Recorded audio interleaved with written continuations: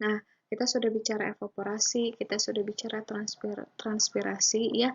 Nah, sekarang kita lihat evapotranspirasi. Jadi, secara harfiah sebetulnya evapotranspirasi itu adalah gabungan antara evaporasi dan transpirasi. Pengertiannya adalah jumlah air total yang dikembalikan lagi ke atmosfer dari permukaan tanah, badan air, dan vegetasi oleh adanya pengaruh faktor-faktor iklim dan pengaruh fisiologis vegetasi. Nah, ini ya, jadi kalau kamu lihat, evapotranspirasi itu adalah gabungan dari transpirasi dan evaporasi. Dari permukaan, dari vegetasi gitu ya, dan dari bentuk permukaan lain yang ada di permukaan bumi, seperti itu ya. Sedangkan nanti kan water balance-nya ketika ada hujan, kalau tidak jadi evaporasi, dia jadi runoff dan dia jadi air tanah, seperti itu kan. Kemudian ini ada beberapa istilah dalam evapotranspirasi. Kita lihat sama-sama ya.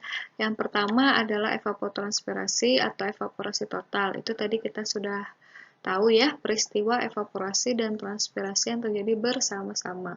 Nah, kemudian ada istilah evapotranspirasi potensial atau potential evaporation, lambangnya biasanya PET. Itu adalah evaporasi yang terjadi kalau air yang tersedia itu cukup banyak, artinya berlebihan ya, baik itu dari presipitasi atau irigasi. Jadi sudah mampu atau sudah cukup untuk memenuhi pertumbuhan optimum terlebih dahulu. Itu satu. Nah, istilah lain adalah evapotranspirasi sesungguhnya atau actual evapotranspiration atau AET. Pengertian dari AET ini adalah evapotranspirasi yang terjadi dalam kondisi sesungguhnya atau dalam kondisi pemberian air yang seadanya. Kalau tadi kan kondisi pemberian air yang berlebihan, kalau ini dalam kondisi pemberian air yang sesungguhnya, seperti itu. Istilah berikutnya adalah consumptive use. Consumptive use berarti air yang dulu diperlukan dulu untuk tumbuh-tumbuhan dalam rangka pertumbuhan sel-selnya, seperti itu ya. Nah, tadi saya sampaikan kalau evapotranspirasi itu tentu saja dipengaruhi oleh faktor-faktor meteorologis ya. Ini ada ET ya. ET itu tadi evapotranspirasi ya. Ini ET. Kita lihat kapan sih kita punya nilai ET yang tinggi, kapan gitu. Pada saat faktor meteorologis apa saja kita akan memperoleh high ET, nilai evapotranspirasi yang tinggi, dan pada saat meteorologis kapan saja kita akan memperoleh nilai ET yang cukup rendah. Kita lihat sama-sama. Kalau ET tinggi, kalau pertama sunlight tinggi ya, radiasi matahari besar ya. Nilai ET rendah kalau radiasi matahari kecil atau malah tertutup awan-awan kan, gitu. Itu satu. Kemudian nilai ET akan tinggi kalau kita punya low humidity ya. Low humidity artinya kelembaban relatif kita rendah. Kalau kelembaban relatif kita rendah, berarti kan semakin banyak uap air yang bisa terbentuk karena tekanan uapnya masih jauh dari tekanan uap jenuh. Nah, di sini kebalikannya. Kapan kita punya low ET? Ya kalau kelembaban relatifnya sudah tinggi, artinya tekanan uap kita ini sudah jenuh nih. Jadi uap air yang akan terbentuk itu semakin sedikit, sudah tidak bisa lagi menampung udara kita ini untuk menampung uap air, seperti itu. Nah, kapan lagi high ET diperoleh? Kalau kita punya high temperatur, kalau suhu udara di permukaan kita panas, tentu saja karena kan semakin tinggi suhu maka semakin cepat proses liquid itu menjadi liquid menjadi uap air. Nah, di sini kebalikannya, kapan kita low ET? Kalau kita punya low temperatur, atau artinya kita temperaturnya dingin ya, rendah, karena semakin sulit liquid menjadi uap, seperti itu. Kapan lagi kita mempunyai high ET? Kalau misalnya kita punya angin ya tadi ya, kecepatan angin itu sangat berpengaruh karena kecepatan angin ini dia bisa menggerakkan water vapor ya, dia sangat mempengaruhi transport uap tadi. Tapi kalau kita tidak punya angin seperti itu, maka kita juga akan memiliki nilai evapotranspirasi yang lebih rendah. Nah, seperti itu ya. Oke, nah sekarang kita lihat apa sih keunikan dari evapotranspirasi ini. Jadi ini tadi ya, over water evaporation is all that occurs gitu ya. Tapi kalau ada vegetasi ya maka kita juga punya transpirasi, mau nggak mau ya. Nah, tapi biasanya sangat sulit untuk memisahkan antara evaporasi dan transpirasi. Jadi, biasanya model-model yang digunakan evapotranspirasinya itu digabung gitu loh.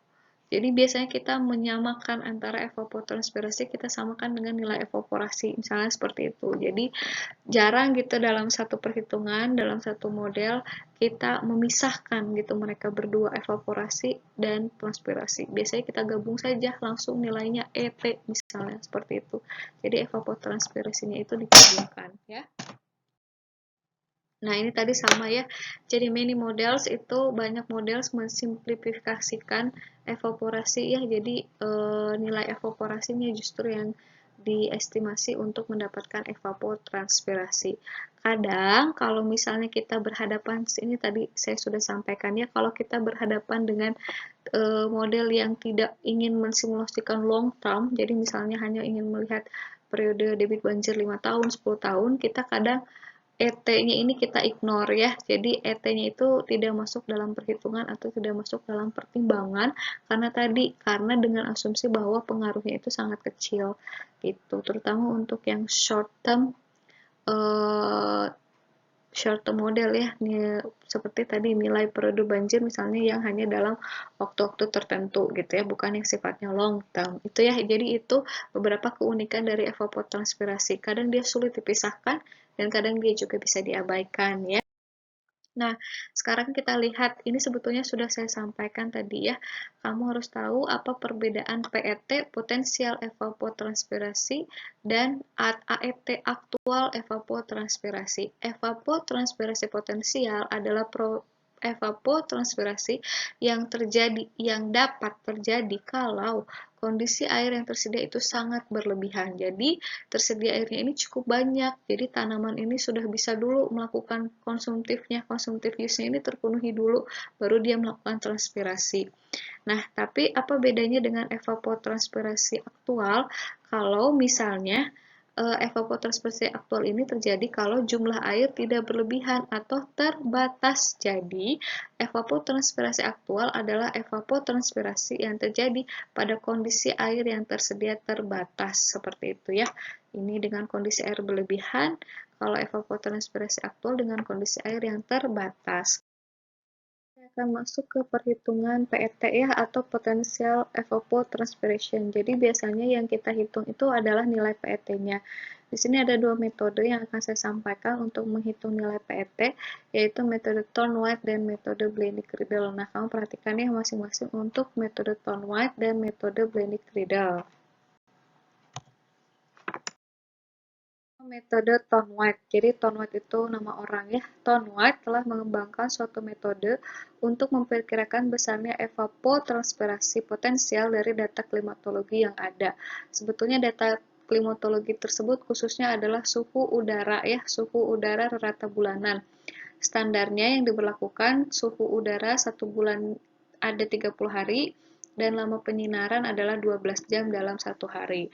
Metode ini memanfaatkan suhu udara sebagai indeks ketersediaan energi panas untuk berlangsungnya proses evapotranspirasi, dengan asumsi suhu udara tersebut yang akan berkorelasi dengan efek radiasi matahari dan unsur lain yang memang mengendalikan proses evapotranspirasi. Jadi kata kuncinya adalah suhu udara untuk Thorne-White ini ya.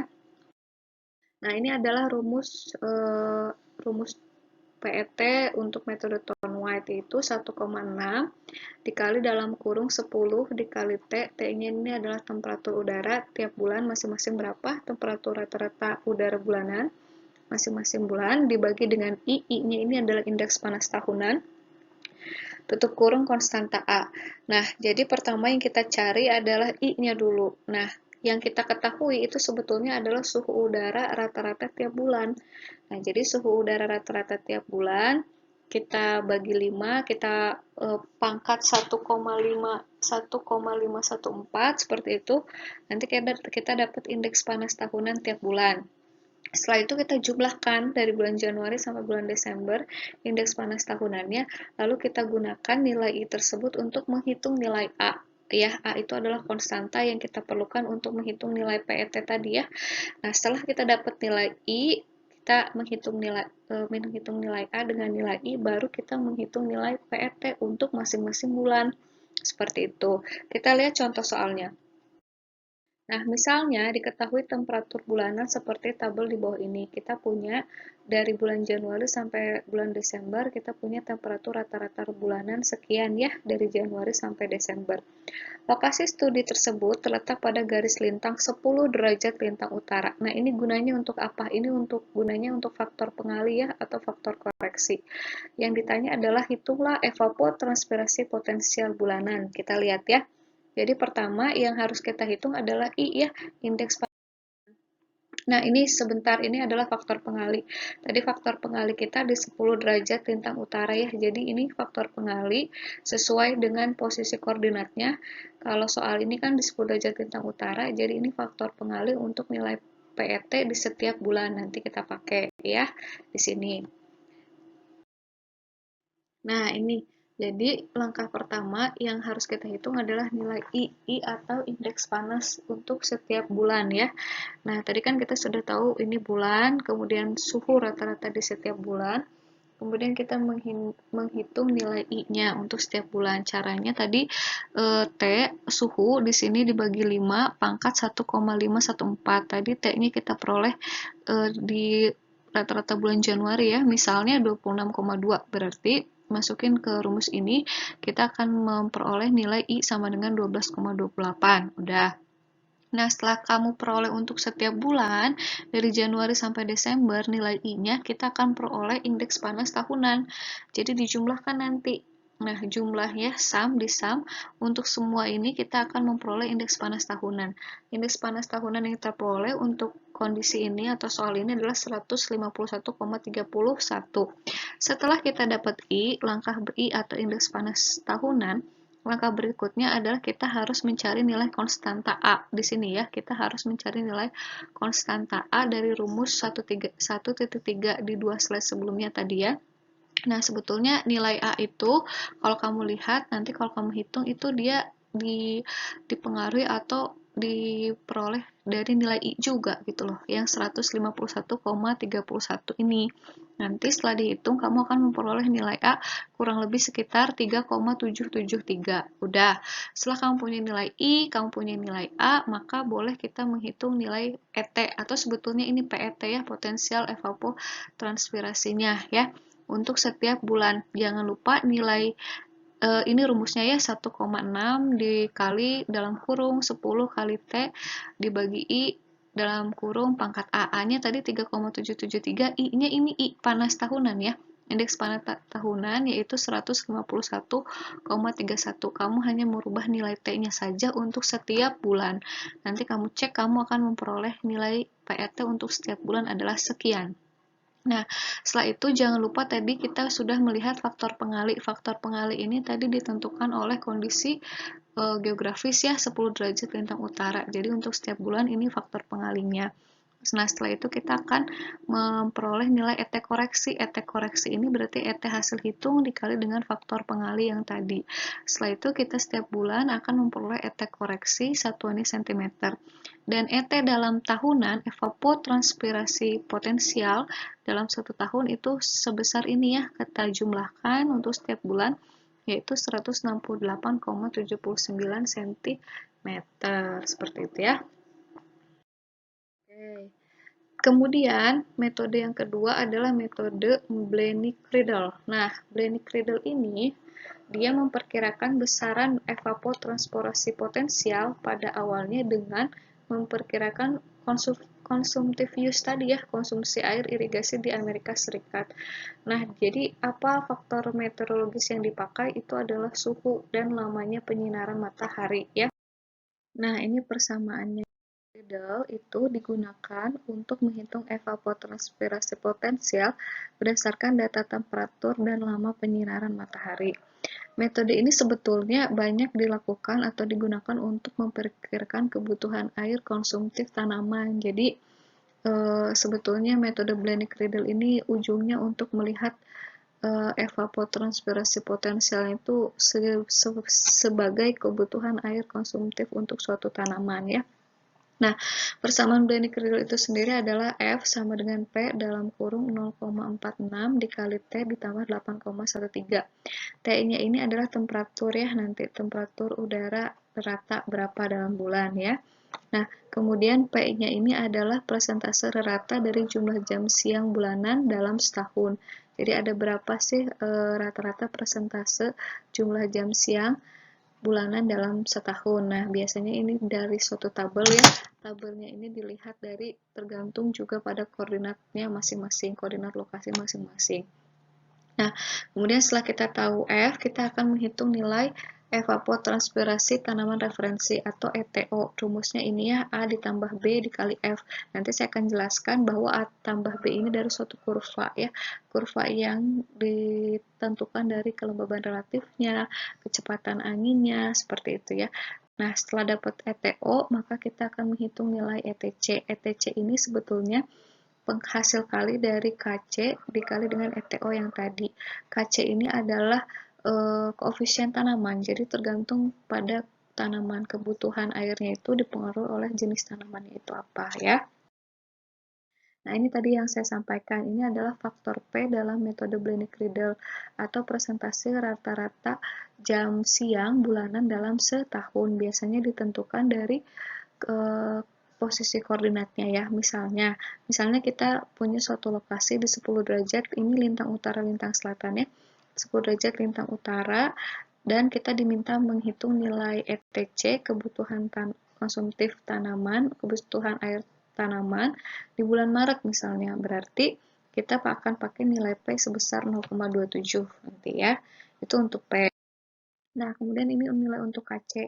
Nah, jadi ini tergantung pada jenis tanamannya. Misalnya nanti tanaman yang mau akan kita lihat kebutuhan airnya atau konsumtif use-nya adalah padi. Maka kita akan peroleh nilai KC antara 0,45 sampai 0,65. Kita bisa mengambil nilai rata-rata ya. Kalau rata-rata di sini kan untuk padi berarti 0,55 ya. Nah, ini adalah grafik hubungan antara nilai ETO dan F tadi ya. Di sini sebetulnya ada 9 grafik ya. 1, 2, 3, 4, 5, 6, 7, 8, 9. Jadi ada 9 grafik ya. Di sini saya punya kelembaban relatif. Di sini saya punya lama sinar matahari. Nah, di sini kalau kurva ini adalah kurva angin ya. Nah, jadi di sini yang pertama adalah kelembaban relatif. Ini kalau kelembaban relatifnya rendah, di sini ini kalau kelembaban relatifnya sedang 20-50%, ini kelembaban relatif tinggi. Nah, di sini adalah untuk lama penyinaran matahari ya, ada untuk rendah, lama penyinaran matahari atau N per N sedang, lama penyinaran matahari tinggi. Nah, untuk yang kurva di setiap garis di setiap kurva itu menyatakan kecepatan angin. Jadi kalau yang atas inilah angin kuat, kemudian yang nomor 2 ini angin sedang, nomor satunya adalah angin lemah, seperti itu. Nah, faktor-faktor ini tuh yang akan menentukan nilai A dan B kita nanti untuk masuk ke rumus menentukan ETO yang tadi ya, seperti itu. Nah, contoh soal, misalnya kalian diberikan soal seperti ini. Hitunglah kebutuhan air konsumtif suatu tanaman padi dengan menggunakan metode Blaine Creedle di bulan Maret untuk lokasi yang berada di 10 derajat lintang utara dengan temperatur rata-ratanya 30 derajat Celcius dan dianggap bahwa waktu penyinaran matahari N per M-nya adalah sedang, kelembaban relatifnya juga sedang, dan kecepatan anginnya juga sedang. Nah, langkah pertama tadi yang sudah saya sampaikan, kita harus menentukan nilai P. Nilai P itu tadi ditentukan dari tabel ya, berdasarkan koordinatnya. Tadi kita punya 10 derajat lintang utara, dimintanya pada bulan Maret, maka nilai P kita adalah 0,27. Setelah itu kita akan memasukkan ke rumus untuk menentukan nilai F. Ini tadi nilai P-nya sudah kita ganti ya, dengan 0,27 dalam kurung 0,46 dikali dengan T. T-nya ini adalah suhu, di mana suhunya adalah 30 derajat Celcius, ditambah 8,13, maka kita punya nilai F sebesar 5,921 mm per day. Nah, setelah itu kita akan menentukan nilai A dan B. Ini dilihat dari kurva yang tadi. Jangan lupa tadi kondisinya kita punya N per N-nya, lama penyinaran matahari atau lambangnya adalah N per N ya, beban waktu penyinaran matahari N per N sedang, kelembaban relatifnya juga sedang, kecepatan angin sedang. Kita akan memperoleh nilai A dan B ya dari grafik yang tadi ada 9 ya. Setelah itu kita akan memasukkan nih rumus A dan B tadi ke rumus ETO dengan masukkan nilai F. Maka kita akan memperoleh nilai ETO 5,5. Nah, setelah itu kita tinggal untuk kebutuhan air tanamannya, kita tinggal mengalihkan nilai ETO yang 5,5 dikali dengan KC. Tadi karena padi kita ambil nilai rata-rata ya, kan padi tadi KC-nya itu 0,45 sampai 0,65. Kita ambil di 0,55. Jadi jawabannya di kebutuhan konsumtif air untuk padi itu 3,03 mm per hari. Nah, sekarang kita lihat dari mana nilai A dan B-nya tadi. Ini untuk KC. Tadi KC udah saya sampaikan ya, 0,45 sampai 0,65 kita ambil rata-rata di 0,5. Kemudian ini untuk yang nilai A dan B, karena kan tadi kan kita punya RH, kelembaban relatifnya sedang di posisi ini kan. Kemudian kita punya lama penyinaran N per N sedang di posisi ini kan. Berarti sebetulnya dia ada di posisi ini, tarik ke sini, berarti sebetulnya dia ada di grafik 5 ya. Nah, sekarang kita lihat grafik 5 kurva berapa. Tadi disampaikan bahwa kecepatan anginnya itu sedang, berarti kecepatan angin sedang itu berarti kurva 2 ya. Jadi grafik 5 yang ini, karena di sini kelembabannya sedang, N per N sedang, kecepatan angin sedang, maka kita memperoleh nilai A-nya 2,15 dan B-nya 1,38. Nilai inilah yang kamu masukkan ke rumus ETO yang tadi ya, A ditambah B kali F, A-nya ini, B-nya ini, F-nya tadi hasil hitung. Setelah itu, setelah dapat ETO, kita masuk ke nilai ETC, consumptive use-nya, yaitu KC dikali dengan ETO. ETO sudah dapat, KC-nya tadi dari padi tadi, yaitu 0,55. Maka kamu akan mendapatkan nilai hasil kebutuhan air untuk tanaman padi adalah 3,03 mm per hari. Nah, seperti itu dulu ya topik kita hari ini. Sebetulnya hari ini tidak ada PR, tapi PR-nya adalah kamu diminta untuk mengulang kembali materi ini, terutama yang bagian hitungan. Ada 3 hitungan yang saya minta untuk hitung kembali, kamu kotret kembali, kamu tulis-tulis kembali, sama tidak hasilnya, hasil hitungan dengan kalkulator kamu, dengan hasil hitungan di dalam materi ini, dalam PPT ini. Ada 3 untuk yang estimasi evaporasi, metode energi, metode aerodinamik, dan metode kombinasi. Juga metode Presley-Taylor ya, sebetulnya jadi ada 4. Yang itu 1. Jadi kamu hitung kembali sama tidak hasilnya. Yang kedua, kamu juga mencoba kembali metode Thornwright dan metode Blaney-Criddle. Sebetulnya sudah ada hasilnya, namun kamu diminta untuk mengulang kembali atau mencoret-coret kembali di catatan kamu sendiri. Kamu diminta menyamakan sama tidak hasilnya, dan harus sama ya dengan apa yang ada di dalam materi ini.